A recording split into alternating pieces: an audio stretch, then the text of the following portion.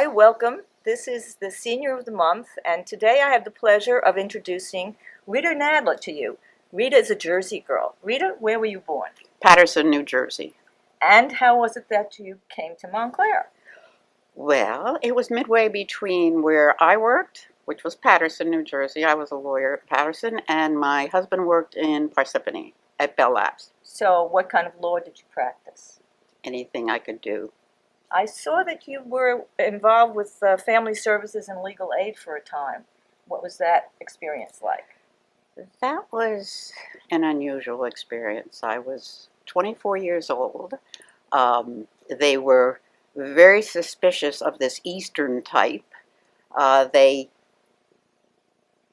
was brand new out of an Ivy League school and Chicago Jewish legal aid, because Chicago is the only city that has a separate Jewish legal aid and a Christian legal aid. So that was very separate, and I was this woman person. So it was an unusual experience, but they tolerated me. But interviews, when you would have been asked, well, how was your, they would ask you, how did you feel about representing these people? That is not lawyer talk. That is social theory worker talk. Well, you and Ruth Ginsburg have something in common, being a lawyer so early in the history of our society. Judge Ginsburg graduated from Columbia 4 years after I did. So you were even before. Oh, yeah. Paving the way. Maybe. Okay. So I see from your remarks that you have had a life of service, not only as a family services lawyer, but in other ways as a member of the community. Tell us some of the involvement you've had with organizations in Montclair. Well, I don't know that it's fair to talk about democratic politics at this point, but early in Montclair, there was a very small group of Democrats, and we formed something called Democrats for Good Government. And we ran optimistically in opposition to the main party. So we were the rebels, and we had our own, and we were successful in our way.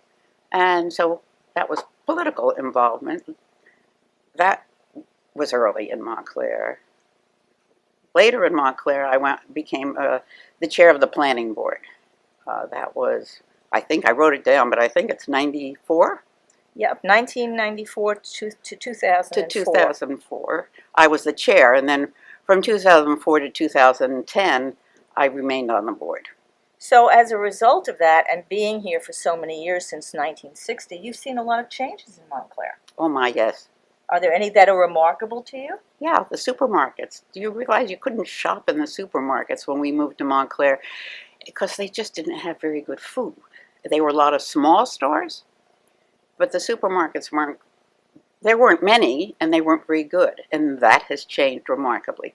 The services in the community have changed remarkably, because during my tenure on the planning board, things like aid to the handicapped, there were committees that were formed on that. There were many committees were developed that helped bring Montclair into this century. Okay, so it was actually to make it a more supportive organization, a more supportive Much township. supportive town in total, yeah, and to provide services to the town. And the town had been, well, maybe the schools were segregated. I lived my children were in school during the time that there were the riots, and so then there was the big population that took their children out of the public school system. There were the battles over the public school system, and the public school system improved remarkably within that period of time. So there were a lot of changes. Well, we have to thank you for helping to make a difference, because as you know, Montclair is a diverse and thriving town right now. Well, I hope I helped make a difference. I'm sure That's you an did. optimistic statement, but I thank you. I know you've also done a lot of work with the museums. Yes. So what have you done with the Newark Museum? Well, Newark Museum, when I was retiring from the practice of law, and what am I going to do with myself, I trained to become a docent at the Newark Museum. And this was like taking your master's in art. So that was great because I hadn't had the chance to do that before. And since then, I have been a docent at the Newark Museum, and that's undergone many changes too. And Montclair Art Museum? There I was really a member and supportive as a member of the Montclair Art Museum. I go to their openings, I go to their shows, I supportive of their fundraising efforts, but I haven't been the active participant that I am in Newark. But I also know that you like opera. Oh yeah. Well, you have to keep busy. And so I keep busy with many things. The opera, I like the Philharmonic too. I'm not as supportive in terms of money. I like the arts. Well, you've obviously had a very vital life. I know I've seen your art all over your apartment, so you have feasted my eyes as well. But you've also done some other things. One of them that I find very interesting, which is that you're the chair of the board of the Rockcliffe Apartments. How many years have you been doing that? I started my 6th year in May. God bless you. But I'm finished at the end of this May, and then the requirements are that you have to be off the board for a year, and after I'm off the board for a year, you can run again for re-election. I don't think I'll do that when I'm 89, so I think that this is my swan song at the Rockcliffe. Well, it's obvious that you've always tackled things that are challenges, and we hope that you're going to be finding some new challenges after you come off the Rockcliffe board. Who knows what I'm going to do next? And I don't know that I'll find new challenges, but I don't think you ever give up. And I'm very lucky because I'm very healthy. So that makes a big difference. And I know many my age are not, and they have to pay a lot of attention to that. I don't have to spend time on it. Wonderful. So what is the thing that the message that you would like to give to others, your mantra? What is it that you believe has kept you going?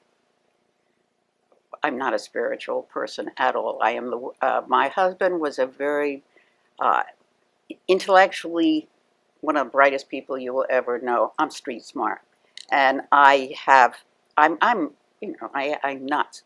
not educated at all, but I am. I believe in doing, keeping going, and maybe turn the other cheek. All right, but you also believe in smiling. Oh yes, because if you're going to walk around with a sad face, it doesn't help anything. And I have a temper, and I mention that in there because I do, and I've had one since I was a very young person. It got improved because I made it be better, because you can't explode. And as you get older, you don't curb it as well. It becomes much harder to not say exactly what you're thinking. But I will continue with that and working on living. As long as you say it with a smile. Right. All right. Well, we really thank you for everything you've done for Montclair. Well, I thank you for having me. And we're honored to have you as Senior of the Month. Thank you. Thank you.